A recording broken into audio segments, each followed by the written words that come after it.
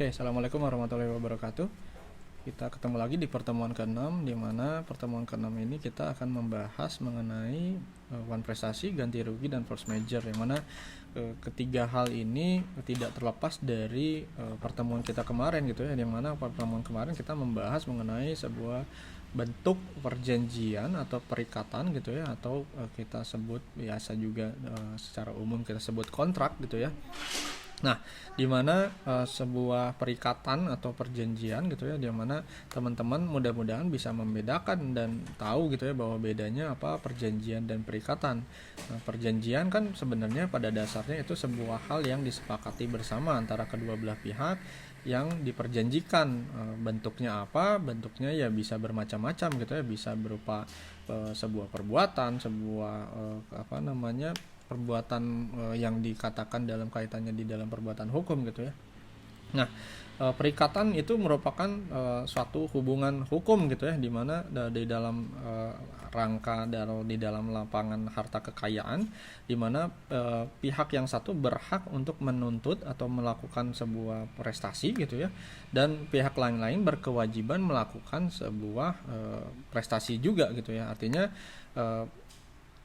kembali gitu ya, apa yang dimaksud dari prestasi itu sendiri gitu ya, bahwa teman-teman harus pahami bahwa prestasi itu merupakan sebuah bentuk perbuatan hukum gitu ya, yang mana kedua belah pihak secara bersama-sama melaksanakan isi-isi dalam pokok-pokok perjanjian yang ada. Nah, artinya kesepakatan-kesepakatan yang telah disepakati bersama gitu di dalam pokok-pokok perjanjian dan dilakukan bersama dan disepakati bersama juga, dan juga diselesaikan secara bersama, itu kita katakan sebagai prestasi gitu.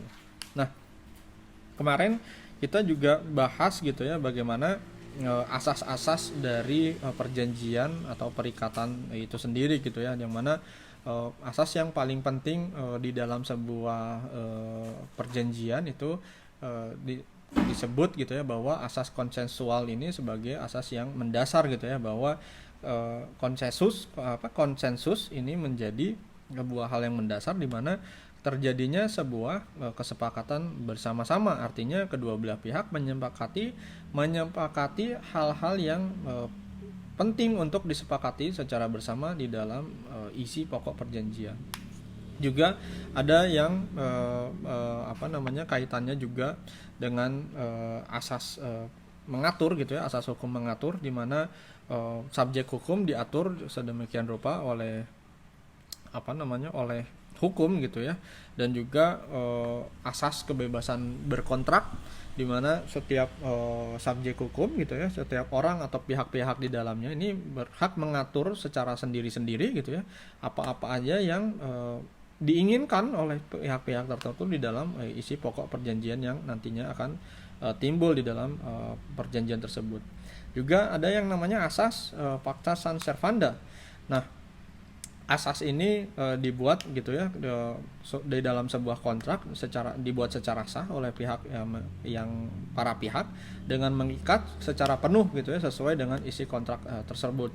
Nah, artinya ikatan ini sesuai dengan kaitannya dengan undang-undang yang mengatur di dalam pokok-pokok perjanjian yang ada. Oke, kita bahas sekarang mengenai one prestasi gitu ya. Nah, tadi kan disebut di dalam di dalam intro tadi gitu ya, bahwa di dalam perjanjian atau perikatan itu akan timbul yang namanya prestasi. Nah, ini ada lawannya. Lawannya ini one prestasi. Nah, apa sih yang dimaksud dengan one prestasi?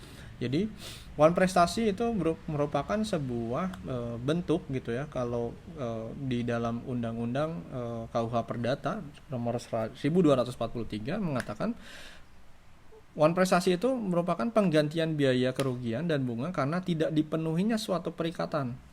Nah, barulah mulai diwajibkan apabila si berutang atau debitur gitu ya, setelah dinyatakan lalai memenuhi perikatannya, tetap melalaikannya, atau jika sesuatu yang harus diberikan atau dibuatnya hanya dapat diberikan atau dibuatnya diberikan atau dibuat dalam tenggat waktu yang telah dilampaukannya. Artinya telah lewat jatuh tempo gitu ya. Nah, apa bentuk-bentuk dari wan prestasi itu sendiri gitu ya. Secara singkat wan prestasi berarti gitu ya. Pertama kelalaian, kedua kealfaan, ketiga cedera janji atau tidak menepati kewajiban di dalam perjanjian yang telah disepakati. Secara singkat artinya bahwa wan prestasi ini bentuk sebuah cedera janji gitu ya, cedera apa yang telah diperjanjikan. Ya perjanjian ini kan bentuk janji yang secara tertulis itu ya, tapi perjanjian secara tertulis ini kan menjadi pokok dasar ketika kita melakukan sebuah perbuatan hukum gitu ya. Artinya ketika adanya kelalaian salah satu atau kedua belah pihak dalam melakukan sebuah perjanjian, ya ini kita katakan sebagai wan prestasi. Nah, apa jenis-jenis wan prestasi itu sendiri gitu ya? Tadi ada 3 jenis wan prestasi dari perspektif hukum. Pertama, tidak memenuhinya prestasi sama sekali, artinya salah satu pihak gitu ya, atau bisa dimungkinkan juga kedua belah pihak itu tidak memenuhi prestasi, tidak memenuhi apa-apa yang diperjanjikan di dalam pokok-pokok perjanjian gitu ya. Secara singkat teman-teman misalkan melakukan sebuah perjanjian dengan lawan bisnis teman-teman gitu ya. Sudah disepakati bahwa akan melakukan project A, hak dan kewajibannya seperti ini, hal-hal yang disepakatinya apa, kapan tenggat waktu berakhirnya project, bagaimana ganti ruginya dan segala macamnya. Nah, ketika keseluruhan kesepakatan dari isi pokok perjanjian ini tidak disepakati oleh lawan bisnis teman-teman gitu ya, atau mungkin yang menjadi kewajiban teman-teman dalam di pokok perjanjian ini tidak disepakati atau teman-teman tidak dapat memenuhi, ini artinya teman-teman wan prestasi atau tidak memenuhi keseluruhan dari isi pokok perjanjian tersebut. Kedua, memenuhi prestasi tapi tidak tepat waktunya. Tadi disebutkan juga, disinggung gitu ya, bahwa di dalam perjanjian itu terdapat batas waktu perjanjian gitu ya, atau tanggal jatuh tempo sebuah perjanjian itu, kapan perjanjian ini dimulai dan kapan perjanjian ini berakhir gitu ya. Nah, ketika tidak tepatnya salah satu pihak itu melakukan sebuah prestasi gitu ya, atau melaksanakan isi pokok perjanjian itu. Nah, ini bisa dikatakan juga wan prestasi ketika waktunya itu tidak sesuai yang diperuntukkan atau diperjanjikan. Ketiga, memenuhi prestasi tapi tidak sesuai atau keliru. Nah, ini yang paling penting sebenarnya ya. Jadi ketika kita melakukan sebuah perjanjian, kita harus tahu detail-detail pokok yang di dalam perjanjian itu apa saja gitu ya. Jangan sampai kita lupa, lalai dan alfa yang nantinya ujungnya kita dapat dikatakan wan prestasi di dalam sebuah perjanjian tersebut. Karena kita tahu bahwa wan prestasi ini akan menimbulkan akibat hukum. Nanti ada korelasinya gitu ya, di mana wan prestasi ini akan berkorelasi terhadap apa gitu ya. Nah, syarat-syarat wan prestasi menurut hukum dari perspektif Profesor Subekti gitu ya, terdapat 2 syarat. Pertama syarat formil, kedua syarat material. Syarat material ini merupakan disebutkan bahwa terjadinya kesengajaan atau kelalaian dari salah satu pihak atau dimungkinkan oleh kedua belah pihak di dalam sebuah perjanjian gitu ya.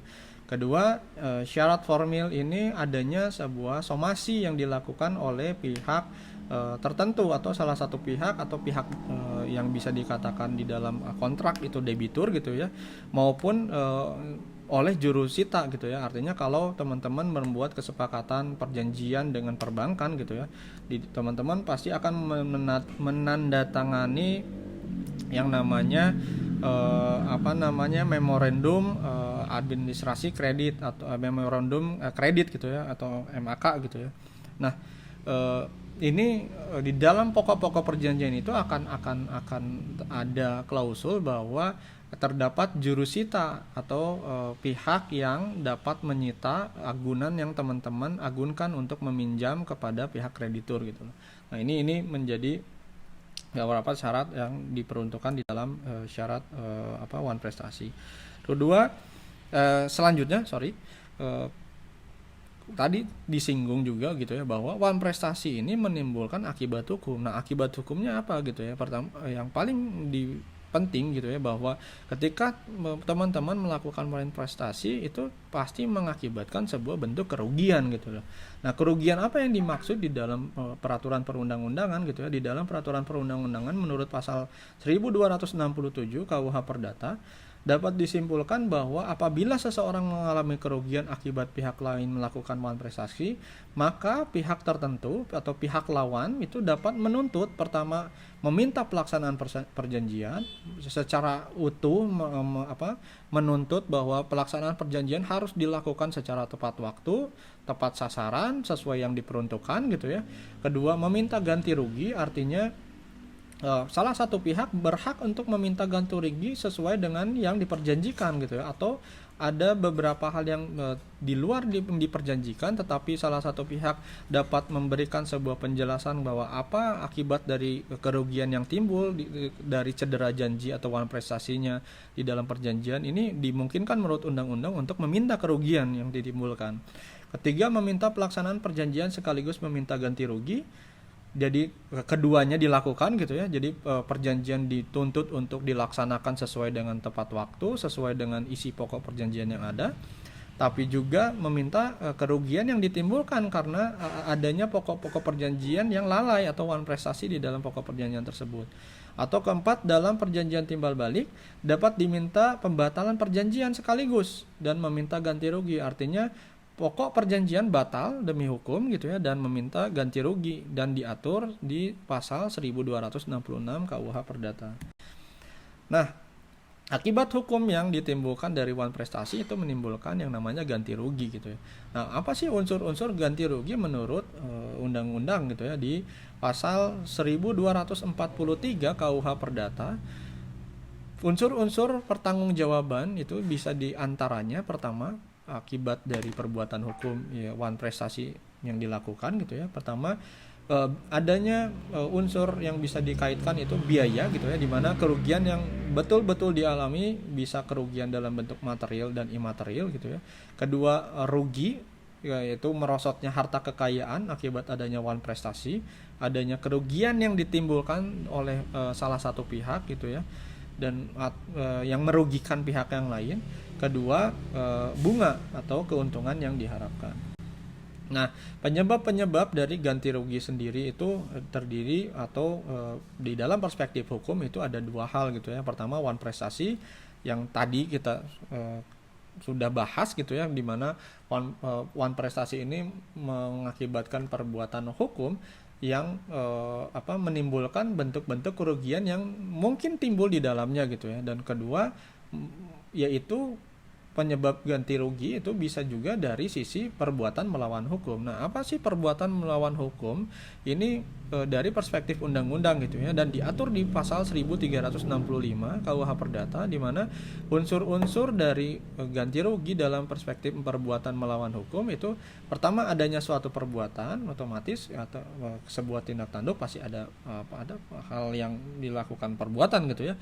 Kedua, perbuatan tersebut melawan hukum, artinya bertentangan dengan undang-undang atau dengan norma dan kebiasaan gitu ya, itu bisa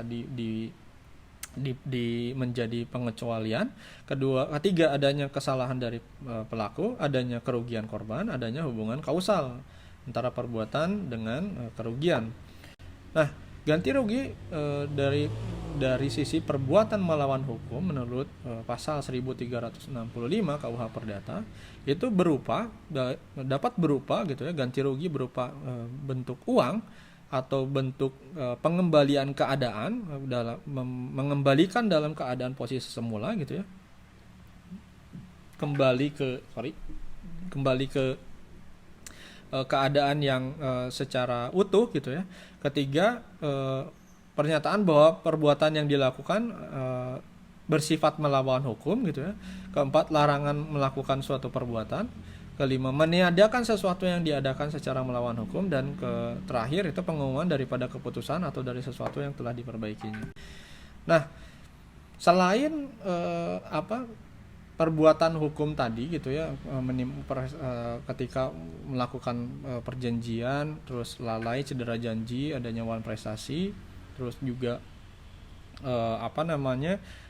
akan timbul yang namanya ganti rugi, yang mungkin akan timbul ganti rugi gitu ya dari perspektif hukum gitu ya. Nah, di dalam klausul hukum, di dalam klausul-klausul perjanjian itu ada suatu keadaan yang namanya force majeure. Teman-teman mungkin sudah tidak asing dengan yang namanya force majeure.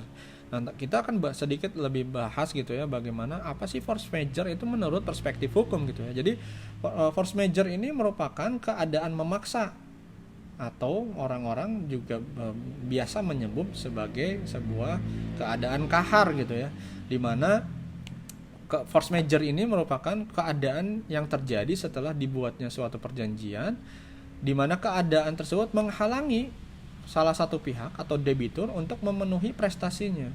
Nah, artinya ini berbeda dengan one prestasi gitu ya. Force majeure ini keadaan yang dibuat karena ketidakkuasaan salah satu pihak untuk memenuhi perjanjian tersebut, bukan atas kehendaknya gitu ya. Artinya bukan atas cedera janji yang yang dipersyaratkan di dalam pokok-pokok perjanjian gitu. Ini yang membedakan gitu ya. Jadi jangan sampai teman-teman terjebak dengan force majeure ini menjadi one prestasi gitu ya. Nah, jenis force majeure ini ada dua menurut perspektif hukum, ada bersifat absolut dan juga relatif. Nah, bersifat absolut artinya seluruh kewajiban ini tidak dapat dilaksanakan oleh salah satu pihak atau kedua belah pihak, atau pihak salah satu pihak bisa dikatakan debitur untuk melaksanakan keseluruhan isi perjanjian tersebut gitu ya. Dimana karena keadaan tertentu gitu ya. Kembali kata kuncinya, karena adanya keadaan tertentu yang dipersyaratkan dan diperjanjikan dan diperbolehkan oleh menurut perspektif undang-undang gitu ya. Kedua, force majeure relatif terjadi ketika suatu perjanjian masih mungkin untuk dilaksanakan namun membutuhkan biaya dan effort yang sangat lebih gitu ya, dimana salah satu pihak perlu mengupayakan secara penuh gitu ya, ketika keadaan tertentu mengakibatkan hal-hal yang dirasa merugikan salah satu pihak gitu. Nah, pengaturan force majeure menurut undang-undang gitu ya diatur di pasal 1244 KUH Perdata dan 1245 KUH Perdata, di mana disebutkan di pasal 1244 debitur harus dihukum untuk mengganti biaya kerugian dan bunga gitu bila ia tidak dapat membuktikan bahwa tidak dilaksanakannya perikatan itu atau tidak tepat waktu dalam melaksanakan perikatan itu disebabkan oleh sesuatu hal yang tak terduga, yang tak dapat dipertanggungan kepadanya walau tidak ada itikat buruk kepadanya. Nah, artinya di dalam pasal 1244 dikatakan secara singkat gitu ya, bahwa salah satu pihak ini diperkenankan gitu ya, atau diharuskan untuk mengganti seluruh kerugian yang timbul akibat perjanjian tersebut gitu ya. Tapi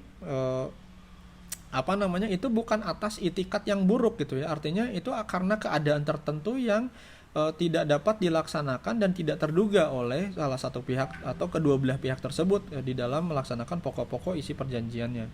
Kedua, di pasal 1245 dikatakan bahwa dimungkinkan tidak adanya penggantian biaya kerugian dan bunga bila karena keadaan memaksa atau karena hal yang terjadi secara kebetulan.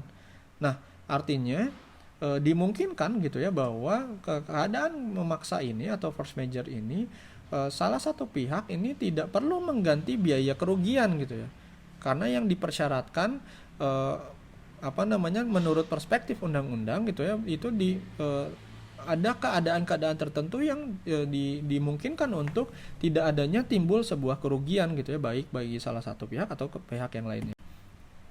Nah, syarat force majeure dari perspektif para pakar hukum gitu ya, kita bisa lihat dari Purwahid, itu pertama harus ada halangan untuk memenuhi kewajiban ya, artinya ada sebuah kondisi di mana kedua belah pihak atau salah satu pihak ini tidak dapat melaksanakan perjanjian ini karena keadaan tertentu gitu ya. Kedua, halangan tersebut terjadi bukan karena kesalahan salah satu pihak tersebut atau debitur tersebut gitu ya. Terus tidak disebabkan oleh keadaan menjadi resiko salah satu pihak atau debitur. Dan Prof. Bekti mengatakan bahwa keadaan itu sendiri di luar kekuasaan si berutang atau debitur atau salah satu pihak itu dan memaksa. Kedua, keadaan tersebut harus keadaan yang tidak dapat diketahui pada waktu perjanjian dibuatnya. Artinya kita tidak tahu bahwa kapan ada waktunya sebuah keadaan tertentu ini bisa terjadi gitu ya. Nah, kita lihat di dalam klausul kontrak gitu ya, apa-apa sih yang dimaksud juga dengan keadaan tertentu itu gitu ya. Jadi kita bisa lihat bahwa klausul di dalam sebuah perjanjian itu dapat memberikan sebuah perlindungan gitu ya dari terhadap kerugian gitu ya yang disebabkan oleh kehendak Tuhan atau act of God gitu ya, seperti kebakaran, banjir, gempa, hujan, badai, sampai ke sanksi terhadap suatu pemerintah gitu ya. Nah, ini menjadi standar yang baku gitu ya menurut perspektif hukum, di mana keadaan-keadaan seperti yang ada di layar teman-teman ini dimungkinkan gitu ya sebagai keadaan yang memaksa, yang dimana memungkinkan salah satu pihak ini atau kedua belah pihak ini tidak dapat melaksanakan atau memenuhi perjanjiannya gitu loh. Nah, kedudukan klausul force majeure di dalam suatu perjanjian ini harus berada di dalam sebuah perjanjian pokok. Artinya ketika teman-teman memasukkan klausul force majeure di dalam sebuah perjanjian gitu ya, ini harus ada di perjanjian pokok teman-teman. Jadi kalau teman-teman punya perjanjian pokok dan ada turunannya, artinya perjanjian tambahan ini misalkan perjanjian teman-teman melakukan sebuah perjanjian bisnis gitu ya untuk pembangunan jalan, misalkan pembangunan jalan perumahan. Di situ berapa meter yang teman-teman diperjanjikan di situ harus membangun berapa luas jalannya. Nah, ketika proyek berjalan ada namanya perjanjian tambahan yang diperjanjikan lagi dengan pihak kontraktor teman-teman gitu ya, dimana perjanjian tambahan ini untuk membangun taman yang menjadi satu kesatuan dengan perjanjian pokok yang pertama. Nah, ini kalau klausul force majeure ini nggak boleh ditaruh di perjanjian tambahan tadi, tapi harus ditaruh di perjanjian utama di dalam perjanjian pokok di pembangunan jalan tadi gitu. Jadi ini nggak boleh ditempel di perjanjian tambahan gitu ya. Ini nggak bisa dan tidak terpisah gitu ya dengan perjanjian-perjanjian lainnya. Nah, kita berbicara perbuatan hukum pasti akan mengakibatkan akibat hukum gitu ya, kembali gitu ya. Nah, apa akibat dari keadaan force majeure ini? Menurut perspektif hukum akan timbul dua hal. Pertama, penundaan kewajiban, dan ketiga, pengakhiran kewajiban. Nah, ini menjadi bagian yang penting gitu ya, bahwa ketika keadaan force majeure gitu ya, dimungkinkan bahwa salah satu pihak dan kedua belah pihak bersepakat untuk menunda sementara perjanjian yang telah disepakati hingga batas waktu tertentu sesuai dengan kesepakatan bersama. Kata kuncinya, sebuah perjanjian itu harus disepakati secara bersama-sama. Artinya kalau salah satu pihak tidak menyepakati bahwa perjanjian itu dapat ditunda, artinya keadaan force majeure yang dipersyaratkan menurut undang-undang gitu ya, itu dapat diakhiri dengan pengakhiran kewajiban. Artinya keadaan tersebut bisa saja diakhiri sesuai dengan yang dipersyaratkan di dalam keadaan force majeure gitu ya, dan perjanjian ini batal demi hukum. Artinya tidak ada upaya hal apapun gitu ya yang dipersyaratkan lain ketika berakhirnya perjanjian karena keadaan force majeure itu, dengan catatan keadaan force majeure ini dipersyaratkan dan disepakati bersama apa poin-poin yang dimaksud dengan keadaan keadaan memaksa ini gitu ya. Jadi jangan sampai hanya menulis keadaan memaksa di dalam perjanjian, misalkan di dalam klausul perjanjian teman-teman menambahkan satu pokok pasal force majeure, tapi pokok force majeure ini teman-teman tidak mendetailkan apa keadaan memaksa seperti apa sih yang ada di dalam perjanjian itu gitu. Nah, ini menjadi dilema nantinya gitu ya. Jadi ini harus secara jelas, secara detail di dalam sebuah kontrak atau perjanjian gitu ya. Ini harus secara detail keadaan-keadaan seperti apa yang diinginkan atau yang mungkin akan terjadi ketika timbulnya suatu perjanjian tersebut. Oke. Mungkin itu dulu untuk pertemuan kali ini, saya rasa cukup gitu ya, dan mudah-mudahan teman-teman menangkap gitu ya intisari dari apa yang kita pelajari di pertemuan ke-6 ini ya, yang mana tadi kita bahas gitu ya bahwa sebuah perjanjian itu hakikatnya akan melaksanakan yang namanya prestasi gitu ya. Artinya ketika kita menyepakati secara bersama-sama sebuah perbuatan hukum atau sesuatu hal yang diperjanjikan, itu akan menimbulkan hak dan kewajiban yang akan dipersyaratkan menjadi sebuah prestasi gitu ya. Kita melaksanakan keseluruhan kewajiban secara bersama-sama. Tapi ada kalanya perjanjian itu juga bisa dimungkinkan gitu ya, tadi dengan keadaan cedera janji, kita lalai, kita lupa alfa gitu ya, kita ingkar, kita cedera janji gitu ya. Dan itu kita namakan wan prestasi. Nah, wan prestasi ini mengakibatkan akibat hukum. Akibat hukumnya apa? Yang mengakibatkan timbulnya yang dimungkinkan menurut undang-undang itu akan adanya ganti rugi gitu ya, ketika salah satu pihak ini mengalami sebuah kerugian gitu ya, dari perjanjian yang dipersyaratkan tapi tidak dipenuhi karena wan prestasinya salah satu pihak gitu ya. Nah, ini menimbulkan ganti rugi dengan dua hal tadi, ganti rugi karena wan prestasi dan juga atau karena perbuatan melawan hukum ketika pelaksanaan perjanjian ini dilaksanakan gitu ya.